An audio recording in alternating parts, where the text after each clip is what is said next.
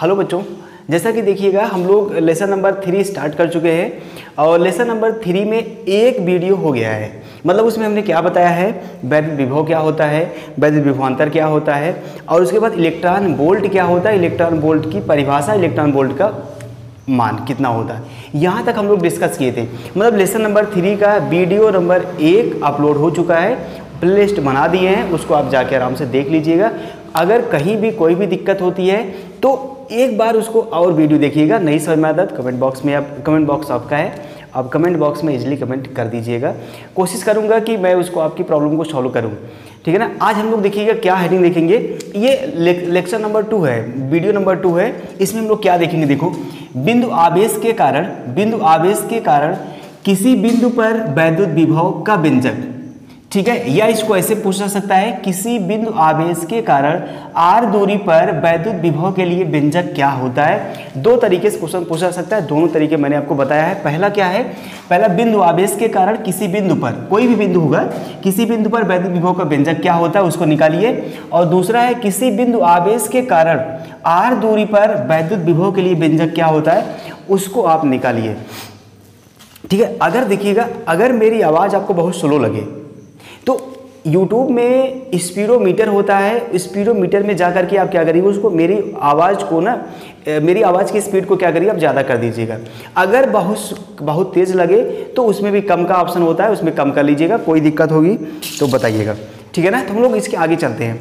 आगे हम लोग देखेंगे कि देखिएगा कह रहा है बिंदु आवेश के कारण किसी बिंदु पर वैद्युत विभव का व्यंजक, बिंदु आवेश के कारण कोई बिंदु मानेंगे, जैसे मान लीजिएगा कि ये कोई निकाय है, ठीक है, ये मान लो कोई निकाय है, ऐसा मान लीजिए कि ये कोई ऐसा निकाय है, ठीक है। अब इस निकाय में एक बिंदु O, कोई भी बिंदु ले सकते हो, कोई दिक्कत नहीं, एक बिंदु O स्थित है और इस बिंदु O पर +Q आवेश स्थित है। बात को समझिएगा, कोई निकाय है और इस निकाय का जो परावैद्युतांक है वो कहे कैपिटल K, ठीक, ये है।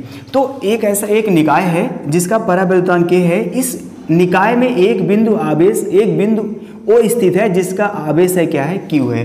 अब इस बिंदु आवेश से R दूरी पर, इस बिंदु आवेश से R दूरी पर एक बिंदु क्या स्थित है, A स्थित है। इस पर हमें क्या करना है, बिंदु A पर वैद्युत विभव का मान निकालना है, ठीक है। अब उसके बाद देखिएगा यहाँ से हम कुछ एक बिंदु और लेंगे, यहाँ से क्या करना, मतलब बिंदु A से, यहाँ से देखिएगा बिंदु O से x दूरी पर एक बिंदु क्या है, B स्थित है, एक बिंदु क्या है, B स्थित है और जिस पर आवेश का मान कितना है, Q0 है। बात को समझिएगा, एक निकाय है जिसका परावैद्युतांक क्या है, कैपिटल K है। इस निकाय में एक बिंदु O स्थित है जिस पर +Q आवेश क्या है, वो स्थित है या उपस्थित है। अब इस बिंदु O से R दूरी पर एक बिंदु क्या है, A है, जिस पर हमें क्या करना है, वैद्युत विभव का मान निकालना है। इस बिंदु O से x दूरी पर एक बिंदु क्या है, B है, जिस पर +Q0 आवेश स्थित है। अब इस बिंदु के कारण क्या करेंगे हम लोग, बिंदु A पर विभव निकालेंगे। अब बात को समझिएगा, यहाँ से यहाँ तक दूरी क्या है, x है।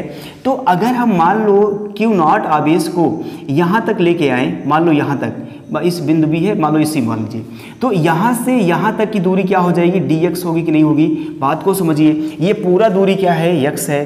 तो इस बिंदु B को बिंदु C तक लाने में जितना दूरी चली जाए, मतलब छोटी सी दूरी चली जाएगी ना, बिंदु B से बिंदु C तक लाने में छोटी सी दूरी, अत्यंत सूक्ष्म दूरी dx तय करना पड़ेगा, वो भी किसमें, विपरीत दिशा में तय करना होगा, ठीक है ना। ये है, आप लिखोगे कैसे, माना एक निकाय है जिसका परावैद्युतांक कैपिटल K है। इस निकाय में बिंदु O स्थित है जिस पर +Q आवेश स्थित है।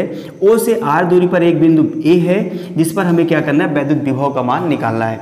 इस बिंदु O से x दूरी पर एक बिंदु B है जिस पर +Q आवेश स्थित है। +Q आवेश को बिंदु B से बिंदु C तक लाने में dx दूरी तय करना होगा, वो भी किसके विपरीत, जो बल लग रहा है इस पर ना, उसके विपरीत क्या करना होगा, हमें दूरी तय करना होगा। अब दूरी विपरीत दिशा में हम लोग दूरी चल रहे हैं, इसलिए दूरी निगेटिव होगी। अगर यही आगे की तरफ चलते ना तो क्या होता, दूरी पॉजिटिव होती।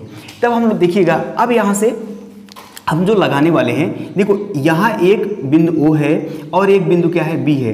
तो अगर दो बिंदु आवेश हैं, उनके बीच की दूरी x है, तो हम कूलाम का नियम लगा सकते, कोई दिक्कत नहीं है, वही करने चल रहे हैं। तो यहाँ पर देखिएगा कूलाम के नियम से, कूलाम के नियम से, कूलाम का नियम ये कहता है कि किन्हीं दो बिंदु आवेशों के बीच लगने वाला बल उसको हम लोग F मानते हैं, लगने वाला बल F, दोनों आवेशों की मात्राओं के गुणनफल के क्या होता है, समानुपाती।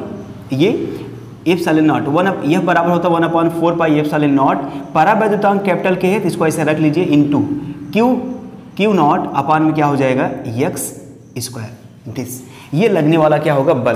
अब आगे लिखते हैं प्लस Q नॉट को B से, B मतलब B देखो B पॉइंट अनंत पर स्थित है, लिख दे रहे हैं अनंत, B से बिंदु C तक, B से C तक लाने में कृत कार्य देखो जो कृत कार्य W होता है, देखो बिंदु Q को B से C तक ला रहे हैं तो छोटी सी दूरी तय करना पड़ रहा है। अगर छोटी सी दूरी तय करना होगा तो जो कार्य होगा वो भी क्या होगा, छोटा होगा ना। ये होगा dw बराबर होगा, कार्य बराबर होता है बल गुणे विस्थापन, बल गुणे क्या होता है, विस्थापन। कार्य बराबर बल गुणे क्या होता है, विस्थापन होता है। विस्थापन देखिएगा विपरीत दिशा में हो रहा है इसलिए -x लिखेंगे, -dx लिखेंगे, बात को ये ध्यान दीजिएगा, ठीक है ना। अब dw बराबर F का मान यहाँ से रख दीजिए 1/4 पाई एप्सिलॉन नॉट के, अब हो जाएगा Q नॉट अपान में x स्क्वायर और ये है -dx, ठीक है ना। ये इतना हो जाएगा, F के स्थान पे वही रखा गया, dx अपने स्थान पे, कोई दिक्कत नहीं होनी चाहिए। अब हम लोग निकालेंगे प्लस Q नॉट को बिंदु B कहाँ है, अनंत पे है, बिंदु B क्या है, अनंत। फिर से मैं बता रहा हूँ, बिंदु B जो है अनंत पर, अनंत को ऐसे लिखते हैं, बिंदु B से बिंदु A तक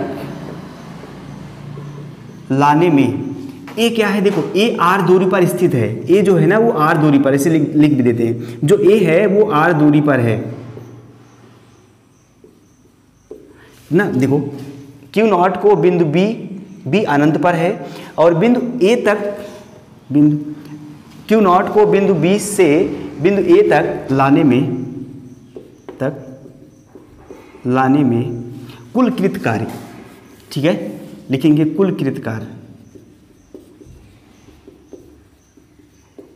कार्य। अब देखिएगा यहीं पर समझने वाली बात है, कुल कृत कार्य कैसे निकालोगे, तो यहाँ से निकालोगे W, कुल कृत कार्य की बात हो ओनली W हो जाएगा। ये हो जाएगा, देखो हम लोग अनंत से R तक लेके आ रहे हैं तो ये लिमिट हो जाएगी अनंत से कितना, R तक। अब dW बराबर होगा, ये हो जाएगा W बराबर dW, ये हो जाएगा पूरा कार्य। तो यहाँ से W बराबर निकालेंगे इन्फिनिटी टू R होगा, dW का मान पूरा है 1/4 पाई एप्सिलॉन नॉट के, और कितना होगा Q नॉट अपान में x स्क्वायर, ये होगा -dx, ये हो जाएगा पूरी की पूरी वैल्यू, ठीक है ना। हमने यहाँ पर वैल्यू रख दी है, इसके आगे हम लोग चलते हैं। इतना आप लोग लिख लीजिएगा, मैं उस फिगर को मिटाऊंगा और उसके बाद यहाँ से हम लोग आगे कंटिन्यू करेंगे, ठीक है ना। अब इसके साथ ले लीजिए इतना, ठीक है, आगे चलते हैं। तो कुल कृत कार्य हम लोग निकाल रहे हैं, यहाँ पर इसको मिटा रहे हैं, नहीं तो आएगा नहीं अभी, ठीक है ना। ये अब इसके आगे हम लोग सॉल्व करते हैं। देखिएगा ये W बराबर, अब देखोगे बात समझिएगा, dx के सापेक्ष ये सब पूरा Q not 1/4 pi epsilon not के सब क्या है, नियतांक है, मतलब ये सब बाहर आ जाएगा। अब इसको बाहर रखोगे, माइनस भी बाहर रख लीजिए, 1/4 पाई एप्सिलॉन नॉट के Q नॉट अपान में, अच्छा बस अपान में कुछ नहीं होगा।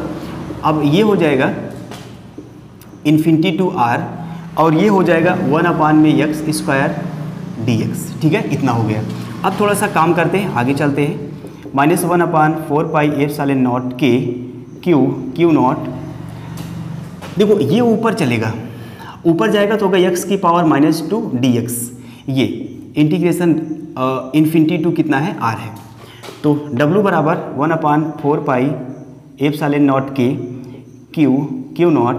अब देखिएगा हम लोग क्या करेंगे, आउट dx, इसका हो जाएगा x की पावर -2 + 1 अपान में -2 + 1, लिमिट है इन्फिनिटी टू r।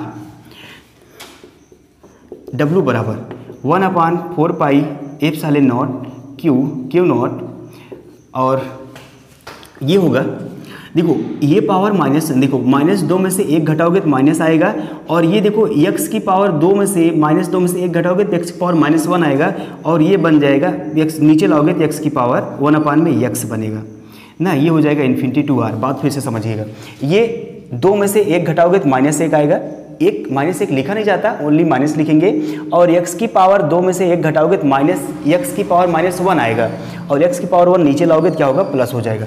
अब वैल्यू रख दो, लिमिट माइनस, देखो ये माइनस क्या हो जाएगा, प्लस हो जाएगा, 1/4 पाई एप्सिलॉन नॉट के क्यू नॉट, ठीक है। और ये देखो लिमिट रखोगे तो हो जाएगा 1/r माइनस 1/इन्फिनिटी। 1/इन्फिनिटी का मान क्या होता है, वो होता है 0, ठीक है। यहाँ थोड़ा सा लिख दे रहा हूँ मैं, तो ये होगा w बराबर 1/4 पाई एप्सिलॉन नॉट के क्यू नॉट। ये अब यहाँ से देखो इसका मान हो जाएगा 0, यहाँ बचेगा 1/r। तो ये इसकी जो वैल्यू आ गई है w बराबर 1/4 पाई एप्सिलॉन नॉट के क्यू नॉट अपान में आ गया r। इतना होता है कृत कार्य, बट हमें विभव निकालना है, इसलिए लिखोगे वी नो दैट हम लोग जानते हैं क्या, कि जो विभव होता है डेल v बराबर होता है, वो होता है डेल w, या ओनली लिखते हैं v बराबर क्या होता है w/क्यू नॉट। तो इसमें रखोगे वैल्यू v बराबर, w का मान ये पूरा है 1/4 पाई एप्सिलॉन नॉट के क्यू नॉट अपान में क्या हो जाएगा r। देखो ये है 1 में, तो ये क्यू नॉट यहाँ लिख दो, क्यू नॉट से क्यू नॉट कट जाएगा, तो v बराबर आएगा 1/4 पाई एप्सिलॉन नॉट के क्यू अपान में r। ये होता है वैद्युत विभव। क्या होता है, ये वैद्युत विभव होता है। निर्वात अथवा वायु के लिए लिखेंगे, निर्वात अथवा वायु के लिए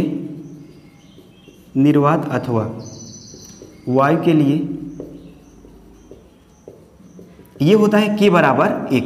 निर्वात अथवा वायु के लिए क्या होता है, k बराबर होता है 1। तो k बराबर 1 होता है, इसमें वैल्यू रखोगे v बराबर 1/4 पाई एप्सिलॉन नॉट हो जाएगा q अपान में r। ये होता है निर्वात अथवा वायु के लिए वैद्युत विभव का मान। देखो मैं दिखा रहा हूँ, ये निर्वात अथवा वायु के लिए निकालोगे तो k बराबर हो जाएगा 1, और v बराबर 1/4 पाई एप्सिलॉन नॉट q अपान में क्या हो जाएगा r। आई होप को आपको ये समझ में आया होगा। आप स्क्रीनशॉट ले लीजिए अच्छे से और पढ़िए। जहाँ कहीं नहीं आता है तो आप क्या करोगे, कमेंट बॉक्स आपका है, कमेंट आप करोगे, ठीक है। इसका शॉट ले लो इसका, ठीक है। आई होप को आपको ये समझ में आया होगा, ठीक है ना। मिलते हैं नेक्स्ट वीडियो में, तब तक के लिए जय हिंद।